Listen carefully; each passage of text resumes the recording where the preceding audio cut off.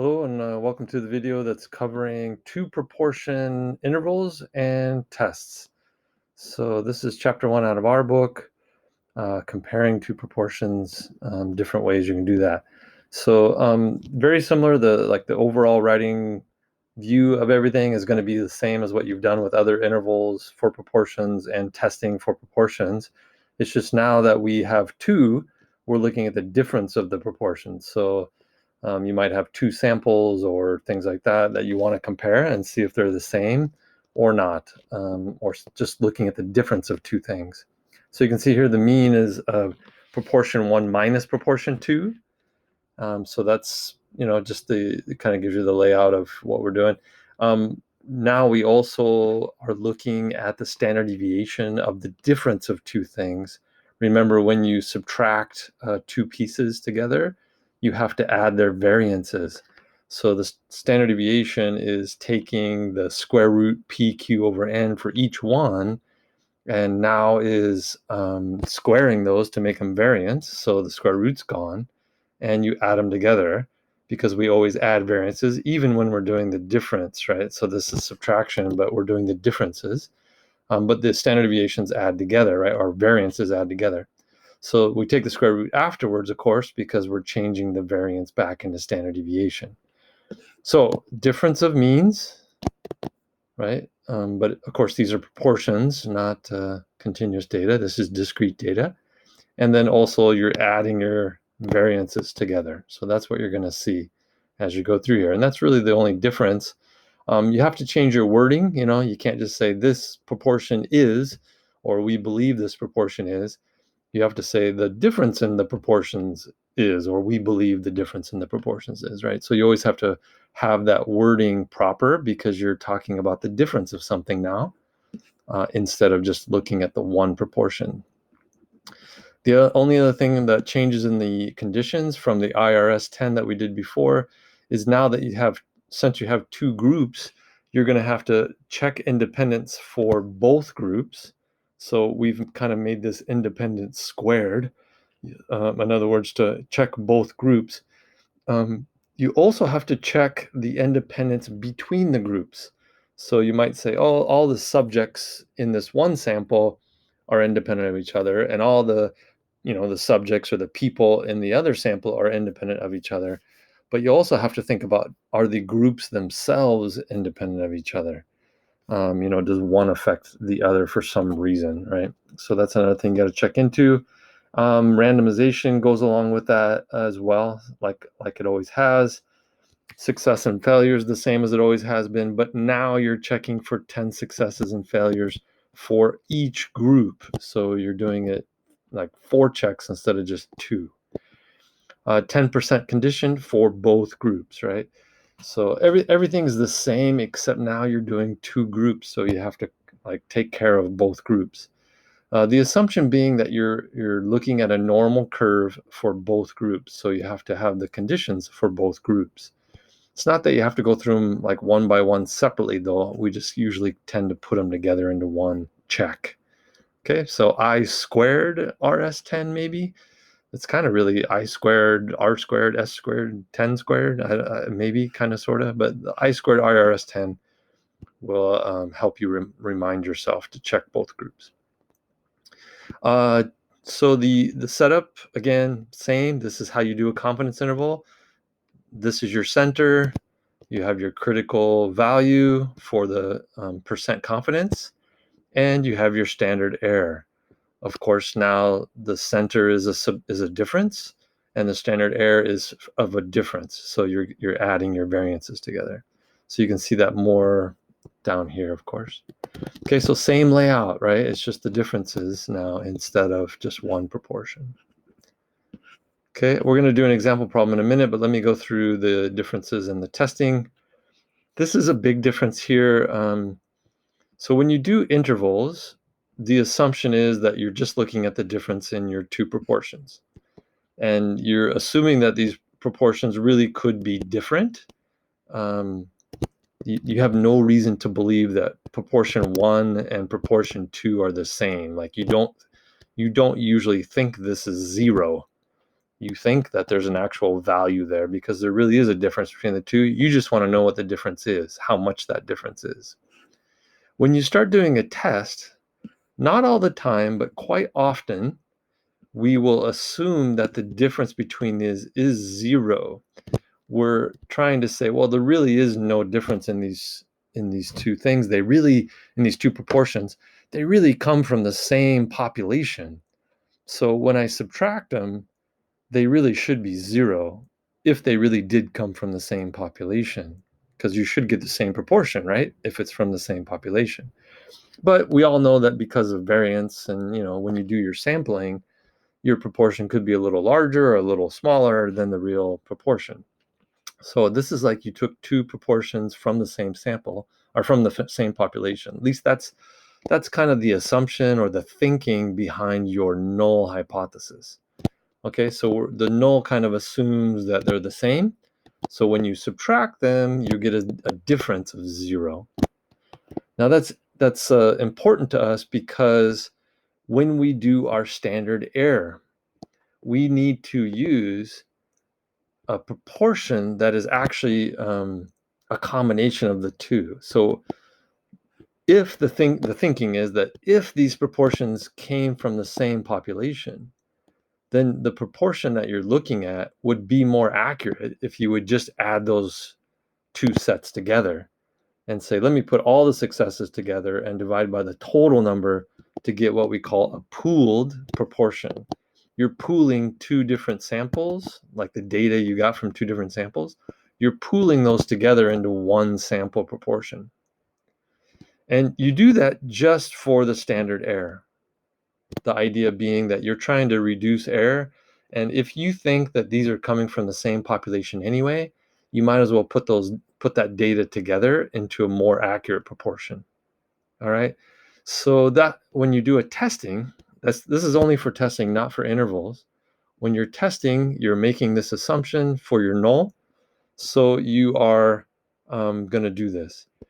So you can see in the standard error here, we're using P pooled and Q pooled on top for both, for a more accurate proportion, but we're still doing the same thing with the sample size on the bottom, where you're dividing by your sample size for that piece and the sample size for that piece, and still adding the variances together. Okay, so all the same, except now one more thing where we have to pool our proportions for the standard error part.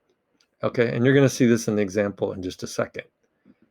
All right, the goal on the test has always been to find the z value, which then leads in your z-score, which leads into your p-value. That's still the same goal when you do a test. You want the z and the p so you can compare the p to your alpha. Okay, so again, like usually this is zero from the null, but just keep in mind it doesn't have to be, right? It doesn't always have to be. Sometimes you are expecting the difference to be some number. Okay. But not always. Okay, so this is what we're looking at. Find the z like we always do. Remember, the difference is your value that you're looking at now, that you're checking, that you're testing, and the assumed average is zero, right, in the differences. All right, so I think the example is really the best place to go, so let's go there and take a look. All right, so the premise is you have, let me blow this up a little bit for us. You want to check the difference between college football players and college basketball players in a particular state. And what you're interested in is how many of them receive academic tutors. How many are getting help with their college classes. So they did a survey of the football players, 200 football players, and 130 of them are getting tutors. And then they did a survey of 150 basketball players, and 87 of them are getting tutors.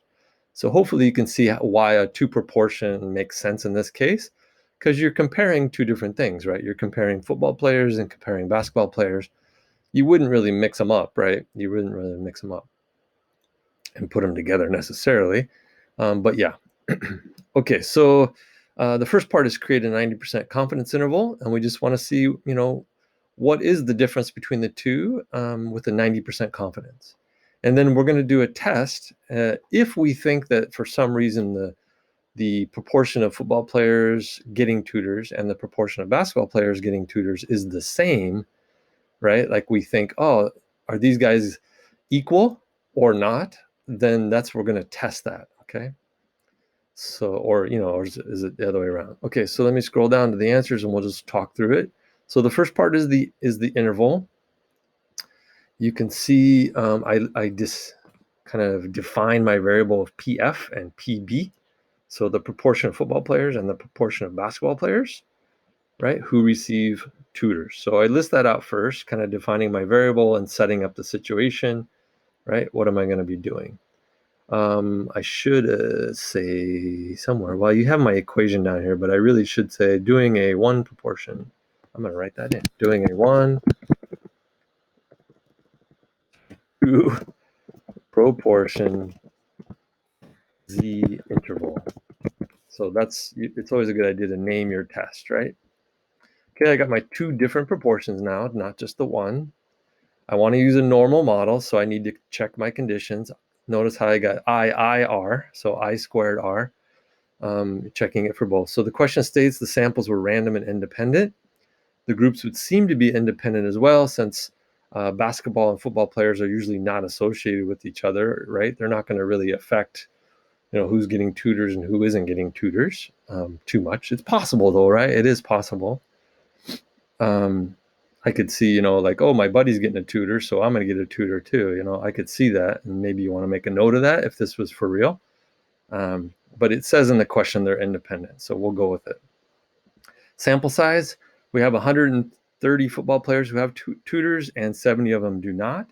For basketball players, we have 87 with tutors and 63 who do not. All of those numbers are greater than 10, so the sample size condition's met. We assume 200 is less than 10% of all the college football players in the state, and 150 is less than 10% of all the college basketball players in the state. So conditions are met, we can use a normal model. So on to the mechanics. I took the difference of the 2 proportions to get my center. My center is 0.07. I'm going to use the proportions from my sample separately in order to get my standard error. So you can see I'm using 0.65 and 0.35, as well as the 0.58 and 0.42 for the other sample, along with their individual sample sizes. All right. So this is not pooling, right? We are not pooling for this. Okay, you get a standard error of 0.0525. I have to put that together along with my critical value in order to get my margin of error. So since we're doing a 90% confidence interval, we will use 1.645, and that will give me 90% confidence. I multiply that by my standard error, and that will give me my margin of error of 0.08644. Okay, my center was 0.07. So from my center, I have plus and minus basically 8.6%. So 7% difference. A lot of times they report it in, articles and magazines and newspapers and things as 0.07 is what I think the difference is, right? 7% of the football players, 7% more of the football players get tutors than basketball players, but it does have a 8.6% margin of error. So that's plus and minus 8.6%, which is quite a bit. So that means that when I do my interval, you can see that this goes into the negatives. So this is a negative 0.016 and a positive 0.156. So when you get a negative like this, that means that it's possible that the basketball players actually are getting more tutors, like a higher percentage of tutors than the football players are. So that's really important to know, because this interval captures 0, right? It captures 0, which means that if it captures 0, then I don't have any proof that there's a difference between the two, right? I can't really show that there's a difference between basketball players and football players for sure. It's not really definitive that football players have a higher percentage. Yes, my center was higher, but because of variety and variation, I can see in my interval that I'm 90% confident that the true difference in proportion is in there somewhere, right? So that's what you write out. 90% confident that the true proportion of college football players that receive a tutor is higher than the proportion of basketball players that receive a tutor by about negative 1.6 to 15%, 0.6%. All right, so I put a little side note. We can see the interval captures 0. We don't have evidence at the 90% level to say there really is a difference between the two. It's possible that they're the same and the difference is just 0, right? And I can see that in my interval. So this is a really good problem to point that out, okay? Now let's see what the test would look like. A lot of similarities, but a little bit of difference. Okay, so I again define my variables. Things in blue here are pretty much the same as the previous interval. So I forgot to though name my test. So 2 proportion z test. So I'm going to write that in, name my test. And stuff in brown should be different than that's specific to the test. Okay, so my H naught, my null hypothesis is that the difference is 0, that there is no difference. The alternative is that there is a difference, that football players get a higher proportion of tutors than basketball players do. So you can see the difference is greater than 0. I set my alpha at 0.05. That's normally what we do, 5%. The rest of the conditions are exactly the same, no difference at all. My center is the same, 0.07 that I got. But now remember, this time we're assuming the difference is actually 0. That's different. That's not what we did in the interval. In the interval, we assumed 0.07 as the center, but now we're assuming that 0 is the center. Okay, so that's a big difference. Why? Well, for mechanics, you're going to have to pool your proportions. So I take the 130 and the 87 that we had before and add them together, and over the total, 350, and get a new proportion of 0.62. We have not used that before. If you look up at the standard deviation up here, or the standard error, right, I didn't use 0.62. But down here, I am going to use 0.62. I'm going to use my pooled proportion because I think there is no difference in these proportions from these two different groups. That's the reason you pool. The only reason you pool, because you think they're the same proportion. Okay, so 0.62, 0.38 in both cases. This one divides by 200 though, right? And this one divides by 150. That's the same. My standard error is 0.0524, which is different than before, right? That's different than before. And this one we do pool, right? Okay, I get my z-score. That's my goal when you do a test. Notice I'm making 0 my center. That's where I think the center is. The difference I saw in my proportion or in my sampling is now what I'm checking. I'm checking to see how far away that is from 0. Okay, I use my new standard error on the bottom and get my z-score of 1.335. I can do the probability of that, which is my p-value, right? This is your p-value. This is your goal, is 0.09. Okay, so you need your z, you need your p. You can always draw pictures and stuff, which is always a good idea. But then you got to be able to describe the p-value. So this p-value is larger than 5%, right? 9%. So 0.09 is greater than 0.05. Therefore, we fail to reject. Remember, we don't say we accept, we say we fail to reject. So we fail to reject the null hypothesis, and we do not have reason to believe that the proportion of football players that receive a tutor is higher than the proportion of basketball players. The difference that we see in our samples could just be from randomness alone, right? Okay. Hopefully you understand all that. If you don't, watch it again, study it a little bit, and then listen to me say it again and see if it makes sense the second time. Right? We'll work problems in class, which is what you should be looking for.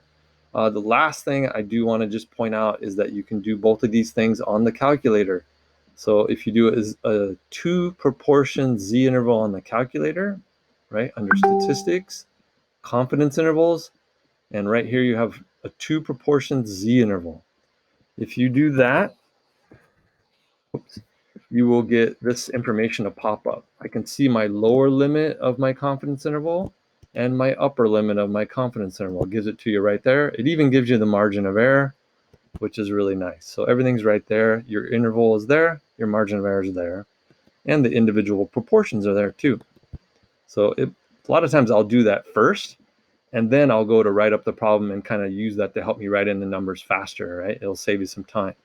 Same thing with the test. I can go to statistics. At the very bottom is the stat tests. And right here you have a 2 proportion z test. Okay, so that's what you want to do. You plug in your numbers and you should get a z-score of 1.33 on that one, and we got the 0.09, right, for our p-value. It gives you what you need, right? The z-score and the p-value is what we needed. And up above it gave us the margin of error, which is a lot of times what you want when you're doing an interval, and it gave us the interval as well. Okay, so you got a lot of tools at your fingertips, but of course you need to know how to do it, how it works, what it means, and be able to write it up yourself. Yeah. Okay, so good luck, and we'll see you in class and working other problems on other videos.